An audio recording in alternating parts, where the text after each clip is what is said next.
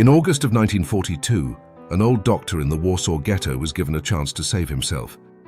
The children in his care were being rounded up for deportation, and Janusz Korczak was famous enough that people knew his name. He was a doctor, a writer, a beloved educator. There were people who wanted to help him escape. But Korczak looked at the children he had spent years protecting, and he stayed.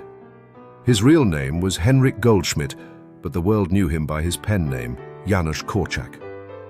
Long before the war, he had become one of Poland's most respected voices on childhood. He was a pediatrician, a children's author, a radio personality, and an educator with a radical idea. Children were not property. They were not unfinished adults. They were human beings, already deserving of respect. In 1911, Korczak became the director of a Jewish orphanage in Warsaw. But he did not run it like an institution where adults gave orders and children simply obeyed. He built something closer to a small republic. The children had chores, they had responsibilities, they had their own newspaper. They even had a children's court where conflicts could be heard and judged with fairness instead of fear.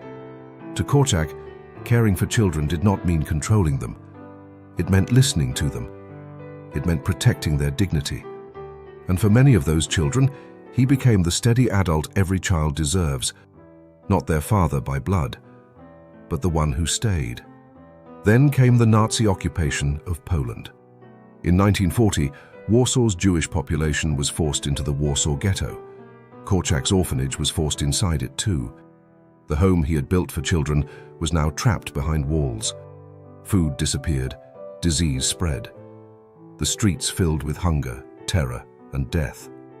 Korczak was in his 60s by then, but he kept working, trying to preserve routines. Lessons continued. Meals were stretched as far as they could go. The children were still treated as children, not as numbers, not as burdens, not as people already lost. Because even when Korczak could no longer give them safety, he could still give them structure. Even when he could not give them enough food, he could still give them dignity. In the summer of 1942, the Nazis began the mass deportations from the Warsaw Ghetto. Thousands of people were forced to the Umschlagplatz, the railside holding area where deportation trains waited. The destination was Treblinka. On August 5, 1942, the order came for Korczak's orphanage. Roughly 200 children were to be taken away, along with the staff who had cared for them. By then, Korczak had chances to save himself. Accounts vary in the details. Some say friends pleaded with him. Some say underground contacts tried to arrange his escape. His name was known. His life might still have been spared, but the children could not be spared, and Korczak would not abandon them. The final march has passed into legend. Some accounts describe the children walking in rows. Some say Korczak held a child by the hand. Others remember him trying to keep them calm, preserving order even in the face of horror. The exact details are difficult to separate from memory, grief, and myth. But the fact that matters is not in doubt. When the children were taken, Janusz Korczak went with them.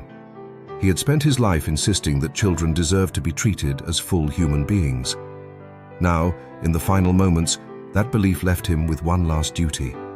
He could not stop the train. He could not save their lives. But he could make sure they did not face death alone. Korczak, his longtime associate Stefania Wilczynska, the orphanage staff, and the children were deported to Treblinka. None of them came back. His final act did not change the outcome. It did not turn tragedy into victory, but it told those children something the world around them had denied again and again: that they mattered, that they were not forgotten, that they were not abandoned. Fatherhood is not only biology. Sometimes it is the adult who shows up every day, the one who feeds, teaches, listens, protects, comforts, and stays, even when staying costs everything.